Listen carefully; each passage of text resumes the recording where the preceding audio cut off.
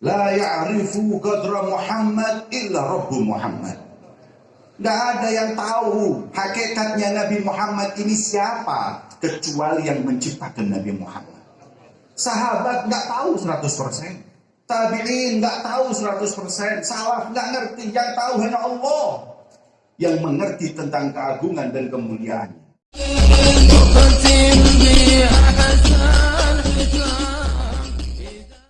Wahbadat anwaruha tattaqid kam min muwaffaq bi hubbih lin nabi qad sa'id syahad bila hadha syahr min kulli dama syahid ya khair laylah fiha khairul wara qad wujid. Alhamdulillah, bentangan karunia Allah subhanahu wa ta'ala diberikan kepada kita di bulan dilahirkannya beliau junjungan Nabi besar Muhammad. Bulan pertolongan, bulan pemberian. Maka mana yang ingin mendapatkan pertolongan dan pemberian tersebut?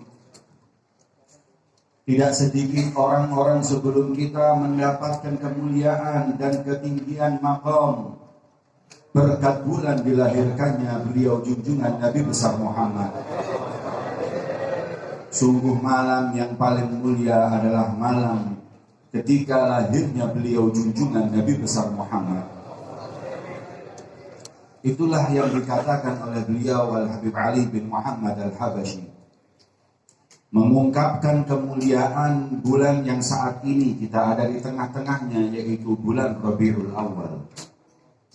Khususnya di 12 Rabiul Awal, malam dilahirkannya beliau junjungan Nabi besar Muhammad. Yang kita tahu, kita kenal, tidak ada malam yang mulia untuk kita umat Nabi Muhammad seperti malam dilahirkannya beliau Rasulullah Sallallahu Alaihi Wasallam. Siapa kita tanpa lahirnya beliau baginda Muhammad? Hingga ulama mengatakan bahwa Allah subhanahu wa ta'ala menyebut dan menggelari kita sebelum ada Rasulullah, sebelum diutusnya baginda Muhammad dengan sebutan wa in kanu min qablu la fi dhalalin mubin. Kita ini sebelum Rasulullah diutus, kita ini sebelum Nabi Muhammad dilahirkan, kata Allah, dhalal mubin, sesat, jelas sesatnya. Akan tetapi setelah lahirnya beliau Rasulullah, Allah nggak lagi menggelari kita, memanggil kita dengan sebutan dhalal. Bahkan Allah nggak mengatakan bahwa setelah kalian dulu dhalal sekarang dapat huda dan hidayah. Enggak. Allah dulu mengatakan kita dhalal, tapi setelah ada Nabi Muhammad, Allah mengatakan kuntum khaira ummatin. Kalian adalah sebaik-baiknya umat yang pernah Allah subhanahu wa ta'ala ciptakan di muka bumi. Ini semua tidak ada lain kecuali kemuliaan beliau baginda Muhammad sallallahu alaihi wasallam. Alhamdulillah, di saat yang mulia ini kita meluapkan kebahagiaan kita atas dijadikannya kita umat beliau baginda Muhammad, atas lahirnya beliau Rasulullah sallallahu alaihi wasallam. Semoga perkumpulan dan kebahagiaan kita malam hari yang mulia ini menjadi sebab kita dicintai baginda Muhammad, menjadi sebab Allah ridha kepada kita, hingga menjadi sebab kita mendapatkan syafaat beliau junjungan Nabi besar Muhammad sallallahu alaihi wa ala alihi wasallam. Hadirin yang dimuliakan oleh Allah, ketika kita ingin berbicara tentang Sayyidul Wujud Nabi besar Muhammad, maka nggak ada lisan yang mampu mengungkapkan kemuliaannya, nggak ada pena yang mampu untuk menulis tentang keutamaannya. Sebab ulama sendiri mengatakan, la ya'rifu qadra Muhammad illa Rabbu Muhammad. Nggak ada yang tahu hakikatnya Nabi Muhammad ini siapa kecuali yang menciptakan Nabi Muhammad. Sahabat nggak tahu 100%, Tabi'in nggak tahu 100%, salaf nggak ngerti, yang tahu hanya Allah yang mengerti tentang keagungan dan kemuliaannya. Hingga Sayyidina Abdullah bin Abbas radhiyallahu taala anhuma, beliau pernah berkata, "Fa wallahi ma khalaqa wala dzara'a wala bara'a nafsan akrama ilaihi min Muhammad." Kata Allah Subhanahu wa ta'ala, kata Sayyidina Abdullah bin Abbas, demi Allah, Allah nggak pernah nyiptain, nggak pernah nyiptakan, diulang 3 kali. Khalaqa, baro'a, daro'a artinya sama.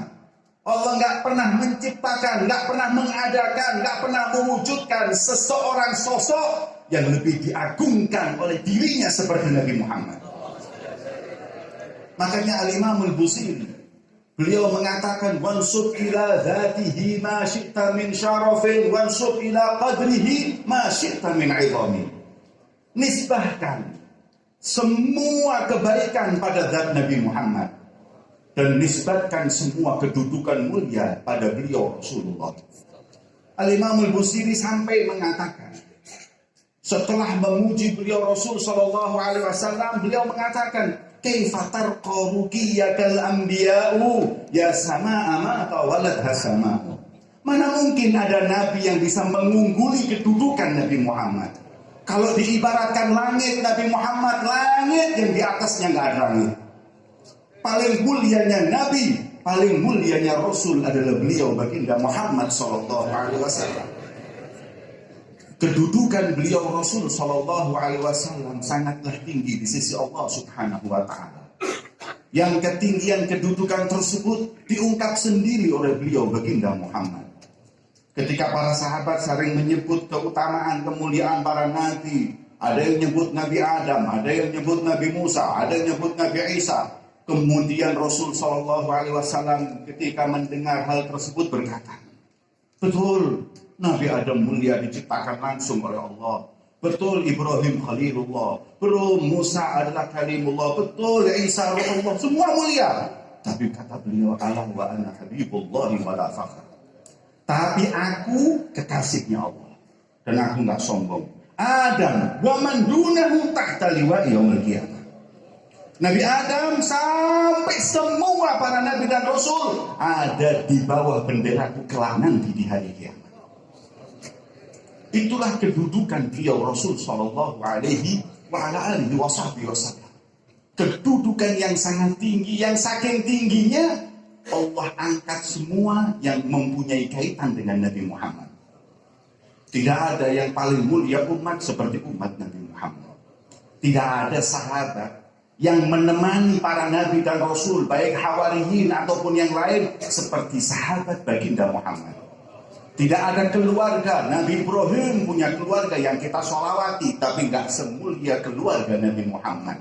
Semua yang ada nisbah dengan Nabi Muhammad dimuliakan oleh Allah Subhanahu wa ta'ala. Itulah kedudukan beliau Nabi Muhammad, hingga dalam ba'dil athar disebutkan hadirin, seorang malaikat melihat bagaimana gentingnya nanti hari kiamat. Yaum ghadiba rabbi ghadaban lam yaghdab ba'dahu wa la qablahu mithlah. Kita kalau bayangin kiamat ini hadirin, sahabat itu kalau udah diceritain kiamat gak bisa gerak, pucat. Bagaimana keadaan nanti hari kiamat? Karena hari itu Allah gak pernah murka, marah sebelum dan sesudahnya seperti hari kiamat. Hingga dalam riwayat, ketika para nabi didatangi umat-umatnya, mereka mengatakan, nafsi, nafsi, idhabu ila ghairi. Aku dulu, pergilah ke selain aku. Tapi Nabi SAW mengatakan, bahwa yashfa' yawmal qiyamah anbiya, thumma syuhada, thumma ulama. Yang bisa memberi syafaat hari kiamat, para nabi, para syuhada, para ulama. Kenapa para nabi mengatakan nafsi, nafsi, idhabu ila ghairi? Bukankah mereka bisa memberi syafaat? Kata ulama, mereka saking takutnya hari tersebut, gentingnya kemarahan Allah, sampai lupa kalau bisa memberi syafaat. Hari yang menakutkan itu hadirin. Malaikat lihat, ini hari apa ada yang selamat. Hingga malaikat mengatakan, ajaban kaifal ajab lil umami sabiqah mimman naja kaifan naja li kathratil ahwal. Apa mungkin umat Nabi Adam, umatnya Nabi Nuh, umat Nabi Sulaiman bisa selamat di hari yang seperti itu kemurkaan Allah? Mana mungkin mereka bisa selamat di hari tersebut? Heran, saya heran kalau umat Nabi Musa bisa selamat nanti di hari itu. Tapi malaikat berkata lagi, wa ajaban kaifal ajab. Tapi yang lebih lagi membuat aku heran, li ummati Ahmad, buat umat Nabi Muhammad, mimman halak kaifa halak. Kok ya ada umat Nabi Muhammad binasa, ada umat Nabi Muhammad enggak selamat. Laqad hazu ni'matal udma wa izzatul kubra. Padahal mereka sudah punya Nabi Muhammad, sudah punya kedudukan yang tinggi. Umat Nabi Muhammad enggak selamat, kok bisa? Tidaklah orang yang enggak selamat hari tersebut kecuali orang yang memang lari dari Nabi Muhammad, orang yang bahkan jauh min hadi Rasulullah sallallahu alaihi wasallam. Kalau bicara qadru Muhammad, bicara keutamaan Nabi besar Muhammad sallallahu alaihi wasallam, enggak mampu kita. Sebagaimana dikatakan yang tahu hanyalah Allah Subhanahu wa taala. Kemudian disebutkan mansub ila dzatihi, nisbatkan kepada zat Nabi Muhammad semua keagungan dan kemuliaan. Zatnya Nabi Muhammad berkaitan dengan dua hal. Kana sallallahu alaihi wasallam ahsanan nasi khuluqan wa khalqan. Bicara zat Nabi, Nabi punya dua hal. Khalaq, khuluq. Khalaq fisiknya, khuluq akhlaknya. Zahir batin. Yang pertama, khalqu Nabi Muhammad. Fisik beliau Rasul sallallahu alaihi wasallam. Al-Imam Al-Qurtubi dalam tafsirnya kitab Shalah, beliau mengatakan seperti ini. Lam yadhhar lana tamamu husnihi sallallahu alaihi wasallam. Enggak ada yang pernah bisa melihat Nabi Muhammad dengan kesempurnaan, sempurna melihat Nabi, enggak ada. Karena sahabat itu kalau sudah lihat Nabi merunduk. Lam yadhhar lana, kemudian kemuliaan Nabi itu disembunyiin. Lam yadhhar lana. Falau dhahara lana tamamu husni. Kalau Allah Subhanahu wa taala mau tunjukkan semua kemuliaan, keindahan wajah Nabi Muhammad, lama ataqat a'yunana ru'yatahu sallallahu alaihi wasallam, mata kita enggak akan mampu pernah memandang beliau Nabi Muhammad. Ketika Sayyidina Abu Hurairah ditanya tentang Rasul sallallahu alaihi wasallam, beliau mengatakan bahwa sesungguhnya ma ra'aitu syai'an. Beliau enggak mengatakan ma ra'aitu ahadan.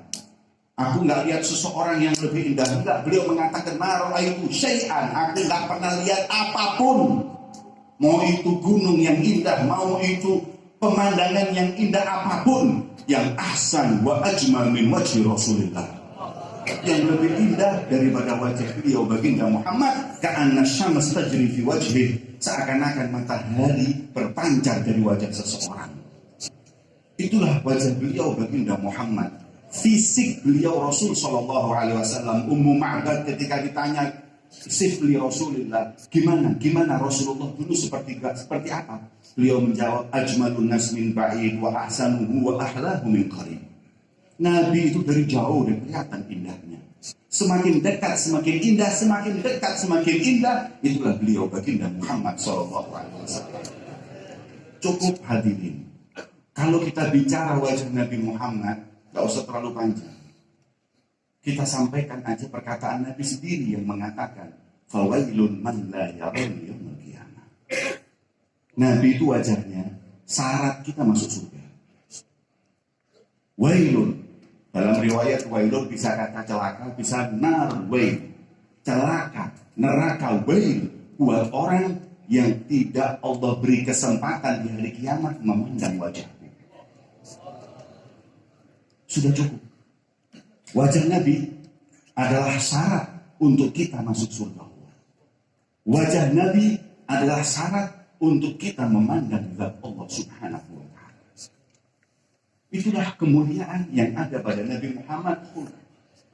Dari parasnya beliau, fisiknya beliau, nggak ada satu dari ujung rambut beliau sampai ujung kaki yang ada aibnya, nggak ada. Hingga sahabat hadirin berbondong-bondong memuji litakorup. Nabi, sahabat Nabi itu semuanya muji-muji kayak qasidah ini litakorup.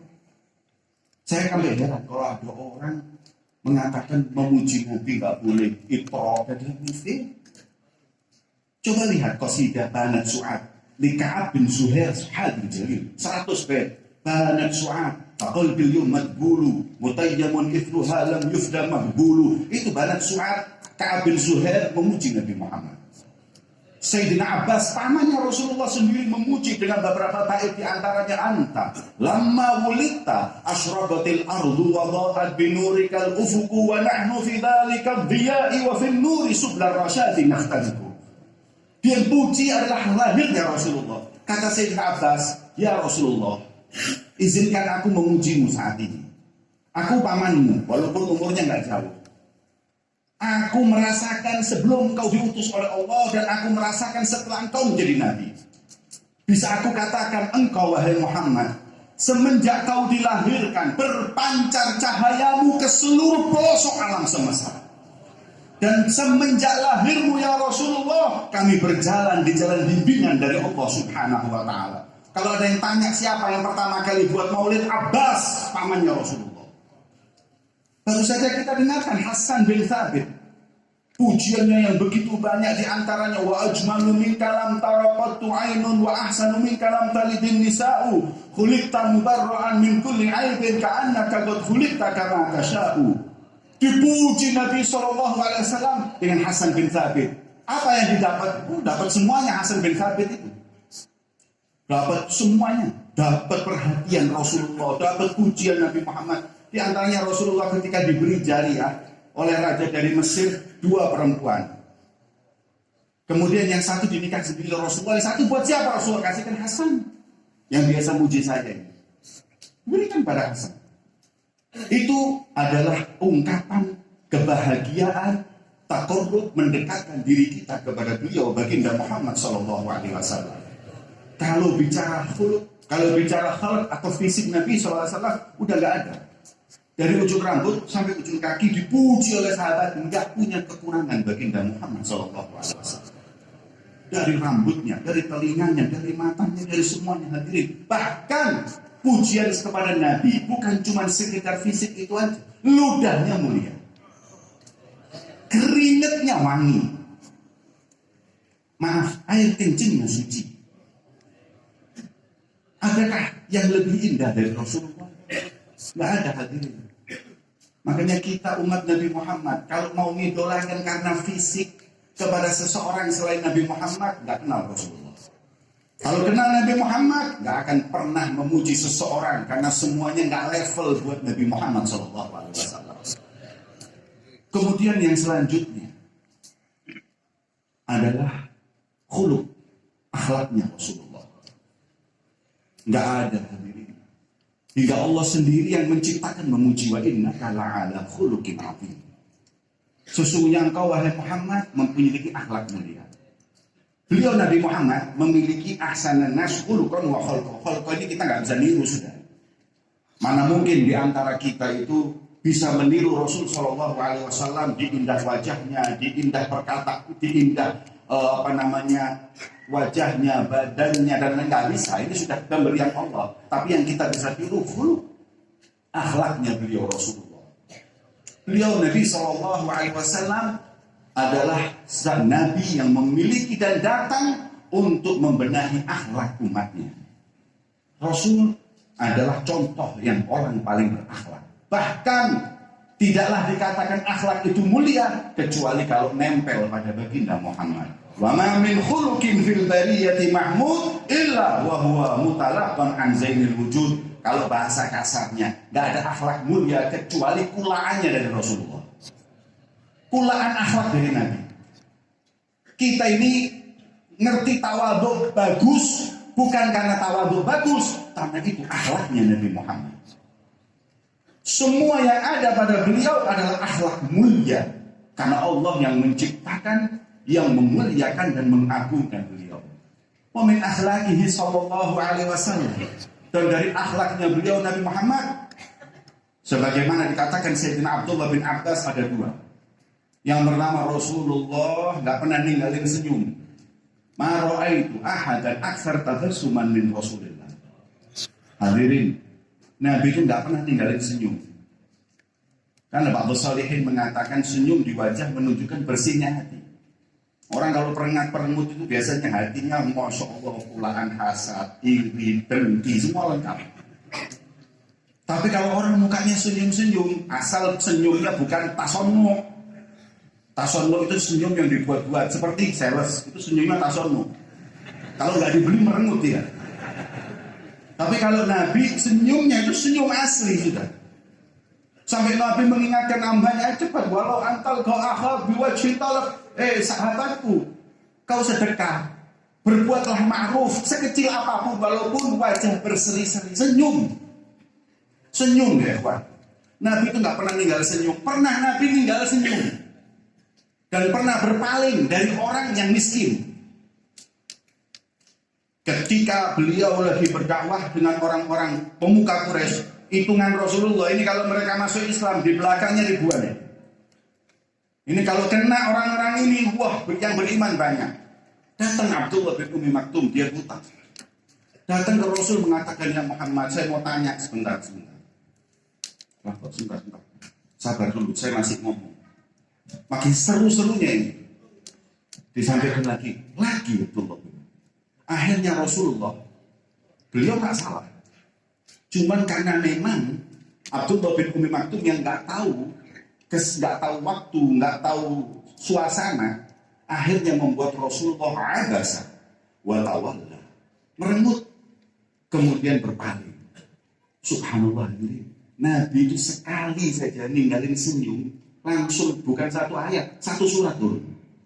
Abasa wa tawalla an ja'ahul a'ma wa ma yudrika la'allahu yazakka aw yadhakkaru fatanfa'u dzikra amma man istagna fa anta lahu tasadda wa ma 'alaika an la yazakka. Udah tinggalin orang pemuka Quraisy itu. Kalau dia sombong enggak usah diurusin ini. Jangan kau berpaling dari dia. Subhanallah.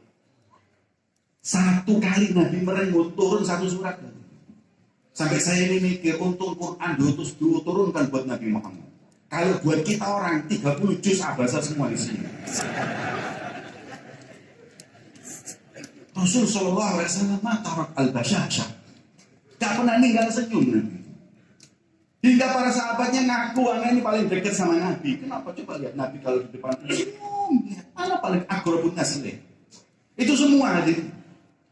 Semua aku paling dekat. Kenapa? Min husni mu'amalah. Karena baiknya Nabi Shallallahu Alaihi Wasallam.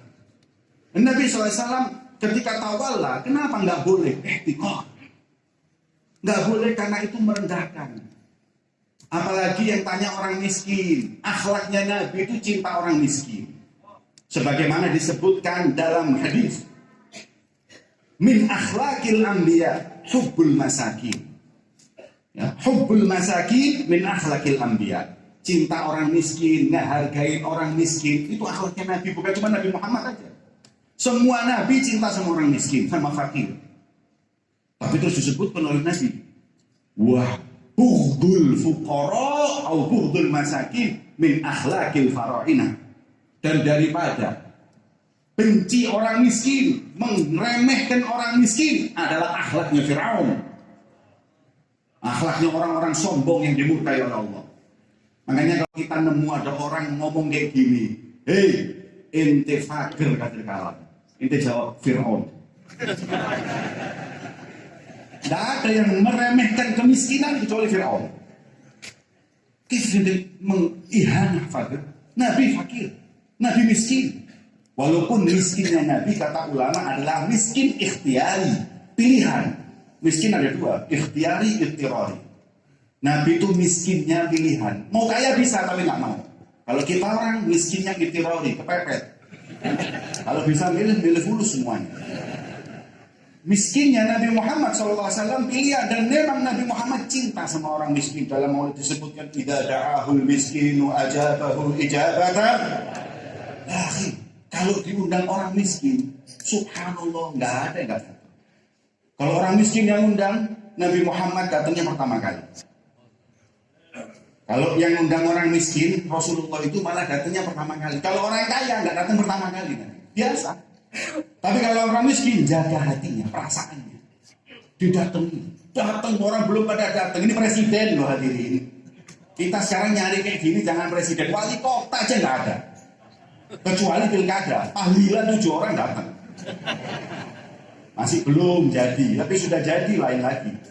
Tapi Nabi Muhammad sudah jadi paling mulianya makhluk, presiden di atas semua presiden. Kalau diundang orang miskin datang duluan. Kalau apabila diundang orang kaya datang duluan itu hal biasa. Diundang orang miskin, kita orang nggak hadirin. Kalau diundang orang miskin, subhanallah, kalau nggak telat udur, mendung aja nggak berangkat, apalagi hujan. Maka itu akhlaknya Nabi SAW. Diundang orang miskin datang pertama, diundang yang lain datang. Akhlak mulia, karena Nabi nggak pernah merendahkan seseorang. Rasul SAW paling nggak suka hadirin kalau ada orang merendahkan orang, apapun sebabnya. Sampai Rasulullah mengatakan bihasbin mri'in minasyarr an yakira akhahul muslim. Cukup orang dibilang bejat kalau sudah meremehkan orang. Ada macam-macam peristiwa yang di situ Rasul SAW marah ketika orang miskin atau ketika orang diremehkan. Di antaranya Bilal berseteru dengan satu sahabat.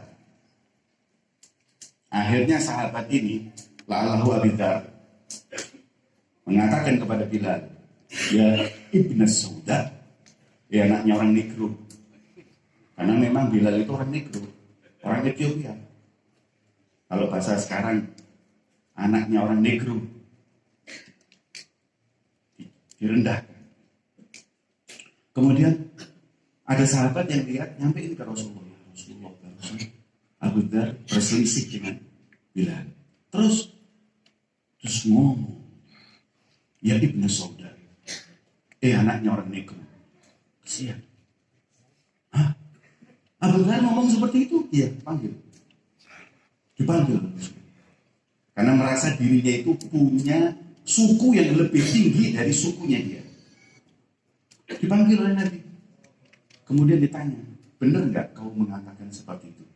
Betul ya Rasulullah. Ditunjuk hatinya oleh Rasulullah sambil mengatakan, fi kamru'un jahiliyah. Kau masih punya sifatnya jahiliyah. Merasa dirimu lebih mulia. Kau remehkan orang yang lain. Nangis. Minta maaf sama Bilal. Bilal taroba. Biadin Nabi. Bilal ini orang yang dididik mulai masuk Islam sama Nabi. Datengin selesai minta maaf, Bilal aku salah ngomong, nggak apa-apa, aku maafkan. Memang orang kalau hatinya bersih, maafkan cepat. Tapi min alamatil munafik itu orang yang repot maafkan orang. Bertahun-tahun lebaran mesti repot dari maafkan. Karena memang punya sifat munafik. Tapi kalau para sahabat Nabi Muhammad sebentar berantem selesai.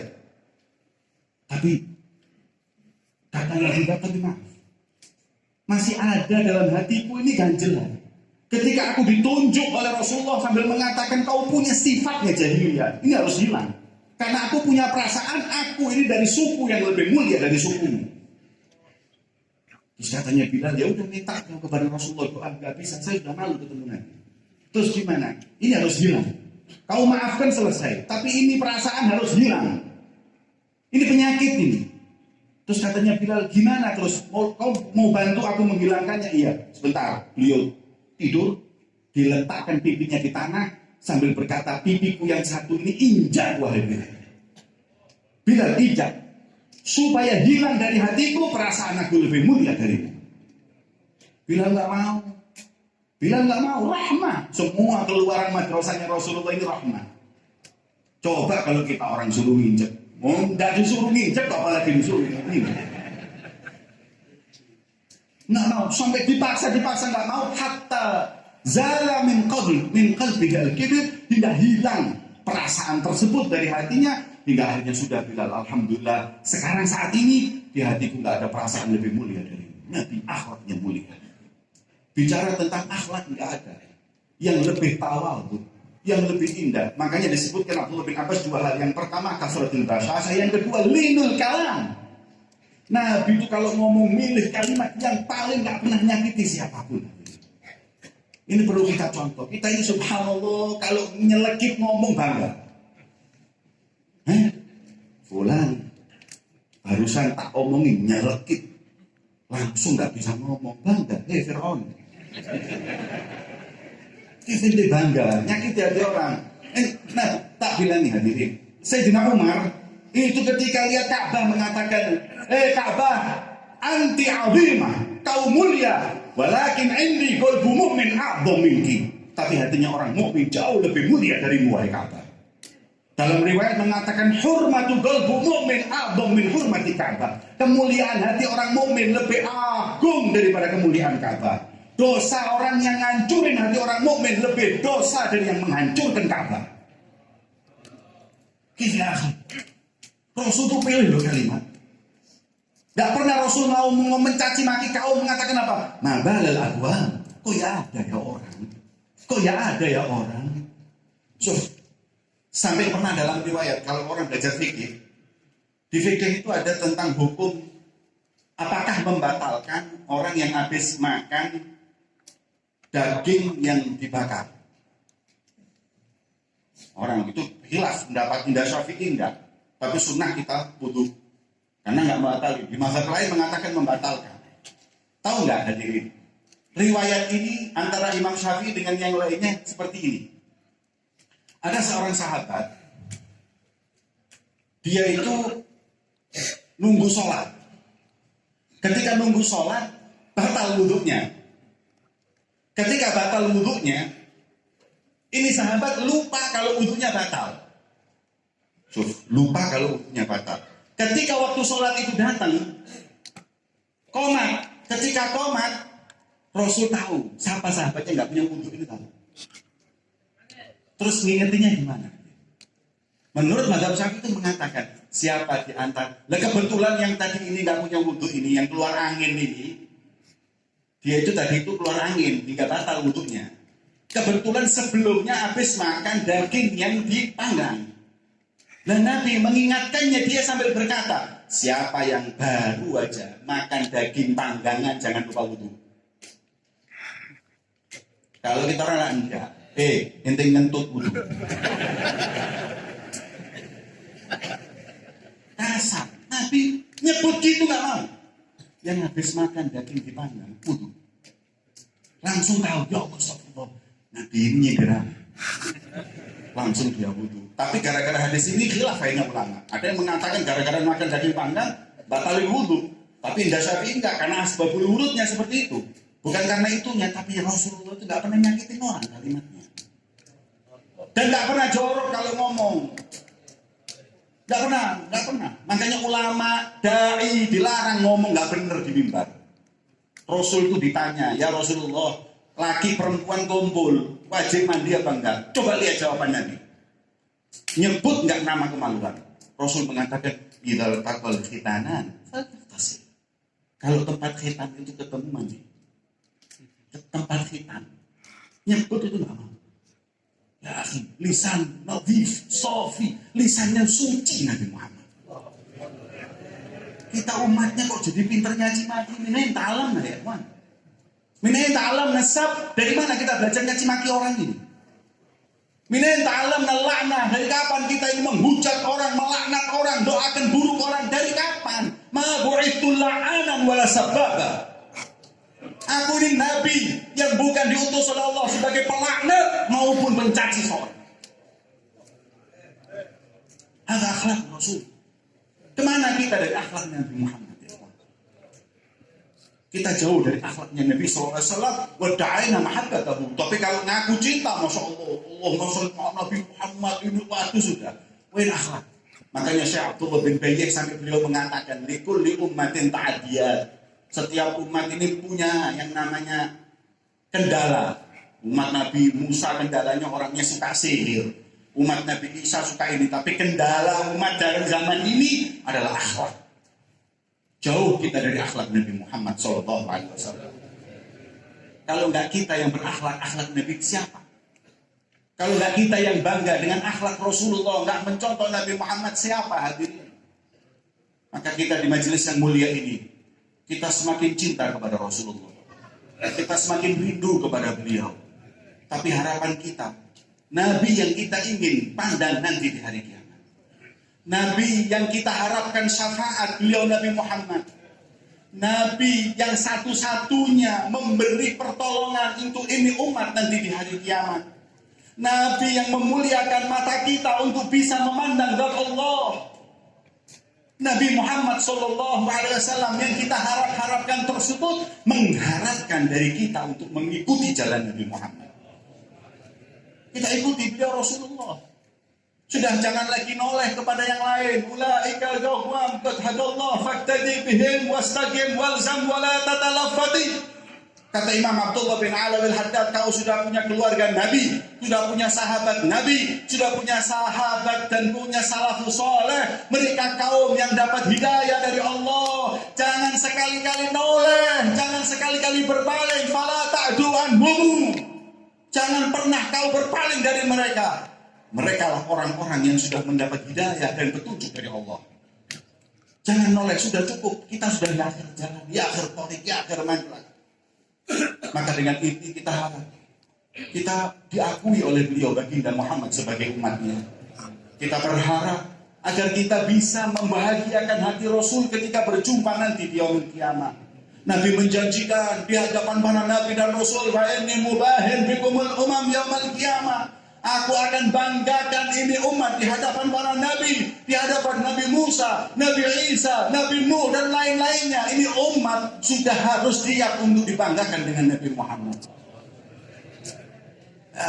Anak kita di rumah bisa nggak dibanggakan Nabi Muhammad? Kadang orang tuanya nggak bangga dengan anak. Apa mungkin anak kita dibanggakan Nabi Muhammad? Asa. Insya Allah harapan kita semua berkat Nabi Muhammad, berkat Maulidur Rasul, berkat kedudukannya beliau di sisi Allah, berkat pilihan Allah Subhanahu wa ta'ala kita menjadi umat Nabi Muhammad. Allah Subhanahu wa ta'ala memindahkan hal keadaan kita kepada hal yang lebih baik. Ya muhawwil al-ahwal, hawil halana wal muslimina ila ahsanil hal, wa'afina wa iyahum min ahwal ahli dhalal wa fi'lil juhal, wa raqina maraqi ahli rijalil kamal bijahi sayyidina Muhammadin maula bilal. Allahumma iftah lana abwab al-jud waftah lana abwab al-karam was-su'ud waj'alna min ahli al-wafa bil-uhud warbutna rabtan la yanhal bi sahib madamil mahmud sayyidina Muhammad fil hayah wa fil wafa wa fi yawmil muwafa hatta najtami'a bihi sallallahu alaihi wasallam. Ya Allah, jangan pisahkan kami dari Nabi Muhammad di kehidupan dunia ini sampai di barzakh, sampai hari kiamat. Allahumma ya Allah, kami sadar lisan kami banyak maksiat, kami sadar jasad kami banyak maksiat, kami sadar hidup kami penuh dengan maksiat, tapi kami punya Nabi Muhammad yang berkumpul di tempat ini, pencinta Nabi Muhammad, yang bersolawat kepada Nabi saat ini adalah pencinta Nabi Muhammad. Mereka semua, kita semua punya hajat ya Rabb. Kita punya kekurangan, hati kami yang kotor, lisan kami yang kotor, badan kami bergelumang maksiat. Kami punya Rasulullah, jangan pandang kami, pandang Rasulullah. Kabulkan hajat kami, luruskan niat kami, bersihkan ya Allah hati kami ya Allah. Berkat Nabi Muhammad ya Allah, bahagiakan hati Rasulullah saat ini dengan kau ampuni semua permohonan kami. Ampuni dosa-dosa kami ya Rabb. Ya Allah, di tempat ini melalui paling agungnya wasitah Nabi Muhammad kami bermohon dan meminta, kalau kau tolak kami di hari lahirnya Rasulullah, di majelis Nabi Muhammad, kepada siapa lagi kami berharap dan meminta ya Rabb? Dengan wasilah siapa lagi ya Allah? Di majelis mana lagi kami berharap ya Rabb? La taruddana khaibin wa la taruddana kathratal wa la taruddana fil ayadi sifral ayadi. Jangan kau tolak kami tangan kosong ya Rabb. Jangan kau pulangkan kami dari majelis ini gak bawa apa-apa ya Rabb. Nabgha syafa'atu Rasulullah. Kami ingin syafaat Nabi Muhammad. Kami ingin diakui umat Rasulullah ya Rabb. Kami ingin beliau Nabi Muhammad memandang kami dengan pandangan bahagia ya Rabb. Jangan sampai kami membuat susah Rasulullah. Jangan sampai kami membuat sakit hati beliau baginda Muhammad. Amal umatku Senin dan Kemis disampaikan kepadaku, kata Rasulullah. Ya Allah, jangan amal buruk kami sampai kepada Rasulullah. Maksiat sudah dosa, nyakiti Nabi Muhammad lebih dosa ya Allah. Buat kecewa beliau lebih dosa ya Allah. Allahumma ya Allah, hanya Engkau yang memberi hidayah. Ya muhawwil al-ahwal, hawwil halana wal muslimin ila ahsanil hal. Ya Rabb, rubahlah keadaan kami dan umat Islam menjadi keadaan yang lebih baik. Rabbana atina fid dunya hasanah wa fil akhirati hasanah wa qina adzabannar. Allahumma ya Rabb, khususnya kepada panitia wa sahibul bait Al-Habib Muhammad wa akhihi Habib Ridha, berikan keberkahan untuk mereka, sehat panjang umur, untuk senantiasa mengumpulkan umat Nabi Muhammad mencintai Rasulullah, menjadikan tempat ini sujud kepada Allah, sumber orang yang mencintai dan meneruskan perjuangan Nabi Muhammad. Dan saudara-saudara kami yang tertindas, yang terdolimi saat ini, ya Allah, berikan faraj kepada mereka, berikan kemenangan untuk mereka, ya Allah. Saudara-saudara kita saat ini yang difitnah, saudara-saudara kita yang sakit, sembuhkan ya Allah. Selesaikan urusan mereka ya Rabb. Rabbana zalamna anfusana wa in lam taghfir lana wa tarhamna lanakunanna minal khasirin. Wa sallallahu ala sayyidina Muhammad wa ala alihi wasallam. Alhamdulillah rabbil alamin.